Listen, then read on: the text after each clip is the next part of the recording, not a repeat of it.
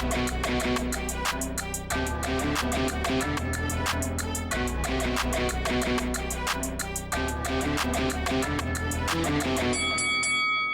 guys, welcome to Boxing Squared for boxing news and views from around the internet.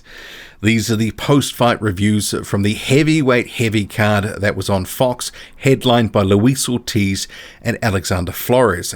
The undercard, we had Michael Polite-Coffie versus Joey Abell, Frank Sanchez versus Brian Howard, and then you also had Rafael Rios against Carlos Negron.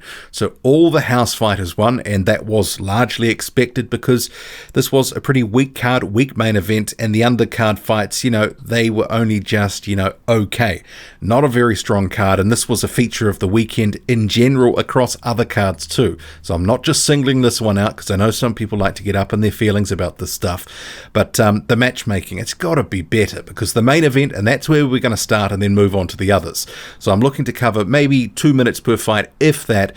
Want to make this as quick and painless as possible because I couldn't bring myself to do 4 individual videos for the 4 fights that I did watch. So Luis Ortiz, Alexander Flores, all over lickety split, under a minute. This was a case where Luis Ortiz came forward, stalking forward. You always knew it was going to end in a KO at some point, maybe not just this early. And on the initial sort of replays that were sort of available, the live action too, it looked like it was a body shot that dropped Alexander Flores. And see here on screen, this is like a still shot from it.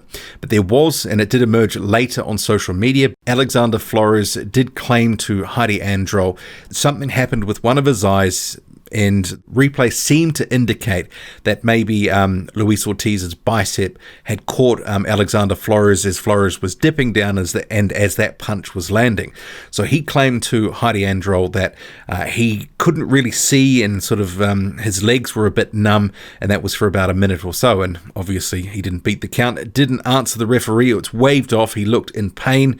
He didn't look too good after that for a couple of minutes. So whether there's anything in that, I'll leave it to you to be the judge, but this was always going to end one way, Luis Ortiz by KO in the early rounds. Exactly what we got. So Luis Ortiz, what's next? Well, hopefully we see him in a meaningful fight. I mean, that would be good. I mean, this is the thing with fighters like him and many others. They're just not giving us what we would like to see in their promotional stables, etc., and matching him in soft fights. Remembering, the guy's 41 years old. He's been a year out of the ring, and this is the best that they could do. It's not great.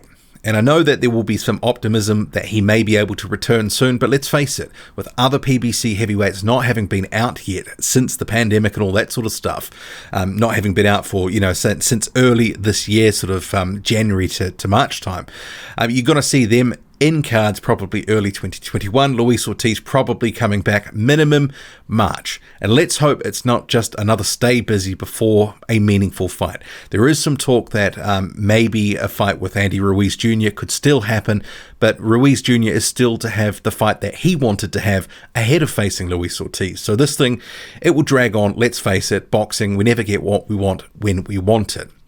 Anyway, if we go to Frank Sanchez, so he actually looked impressive in spots against Brian Howard, but it was a performance where it was a little bit Jekyll, a little bit Hyde early on, because Brian Howard, a former cruiserweight, also like Frank Sanchez, who was started in the cruiserweight division, but Frank Sanchez, he looked the faster man. He was giving Brian Howard some trouble, but he was also a bit guilty of sort of jumping in, smothering his work. The first couple of rounds, it wasn't apparent that Frank Sanchez, that was going to be dominant in this fight. You got the feeling that over time he might be able to sort of start making inroads and land some shots, but it was somewhat competitive. It seemed to be Brian Howard was content sort of sitting on the outside, looking to counterpunch, but he really wasn't doing too much. He really wasn't throwing many punches, but he was giving Frank Sanchez a lot of feints, a lot of movement, and defensively, yeah, he looked okay. But it was the end of round 3 where this one really started to heat up. You had Frank Sanchez dropping him, and it all started with a beautiful uppercut. And after that, he followed up, just sort of swarmed him. Howard goes down. That was pretty much on the bell. So he beats the count, gets out of the round. Round 4, it was just a procession. Howard down a couple more times, and he was also rocked and wobbled with another right hand. Eventually, the referee says, yep, I've seen enough. That's it. And this was a case where this was also another fight where it was a mismatch. Frank Sanchez, actually, the commentators noted that, had said that this guy doesn't deserve to be in the ring with me, and I'm going to show that. And that's the problem. These guys know that they shouldn't be fighting some of these guys, but it's been what we've served up.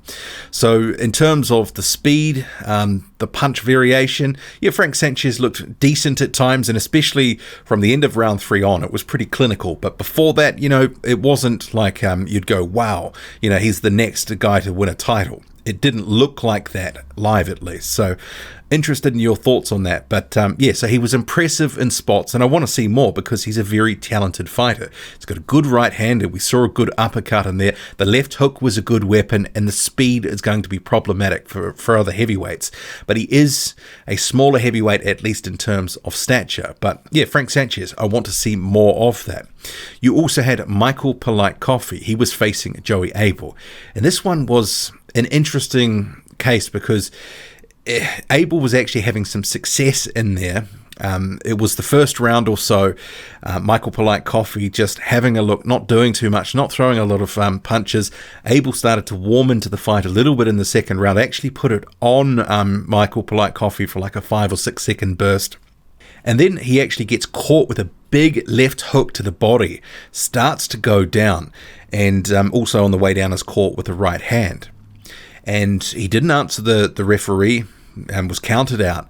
But then it became apparent that somehow he'd injured himself in that sort of a little flurry just before he got to Michael Polite-Coffie. So he ended up being a sitting duck of sorts, the replay showed.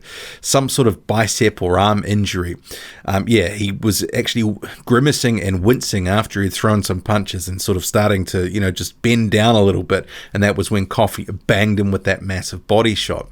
So it's hard to really know what to sort of take out of this. I mean, maybe it didn't deliver the fireworks that many of us were hoping that this one would. This one looked the most evenly matched fight on the card. Ultimately, though, ended in 2 rounds. So Michael Polite-Coffie remains unbeaten, goes to 11-0. Let's hope we see him again soon. And the 4th fight that was on the broadcast, so I didn't see the 5th fight, which was involving Steven Torres, but the one involving Carlos Negron versus Rafael Rios. This was all over in a couple of rounds as well. So it was the theme of the night, these fights not going too long. And it was interesting because Carlos Negron, he has been knocked out a number of times in his career. He always looks a little bit vulnerable, but as soon as he landed a couple of decent power punches on Rafael Rios, it just, Rios kind of just didn't want to know anymore. Bad body language, sort of went into a bit of survival mode and just started shipping punishment. Ultimately, the ref had seen enough, and Negron was basically teeing off on him for, the second round at least. And, it was all over. So the card overall, in some respects, there was some interesting talking points, but at the end of the day, we just had these one-sided, lopsided fights, which, as you can probably tell, I'm a little bit exasperated about because I had to actually spend money to watch this card, and I just felt, obviously I'm covering it for the channel, so I'm hoping to make a little bit back, or at least make, it back if I can, fingers crossed here, but these sorts of fights do nothing for the sport, do nothing for the division, do nothing for the fighters except activity and a payday. And it was a pretty cheap card overall, you'd have to imagine, in terms of the purses, which probably, is why it got made. They needed to fill a date and they did it as cheaply as possible. And I get it, the pandemic, but also, is this what we need to be served up? There's been a lot of talk about, boxing needed to be better, more competitive matchups. Well, where is it? What do you make of it all? Drop a comment, loud and often, hit like, hit subscribe, follow me on Twitter, boxing_squared. I'm out.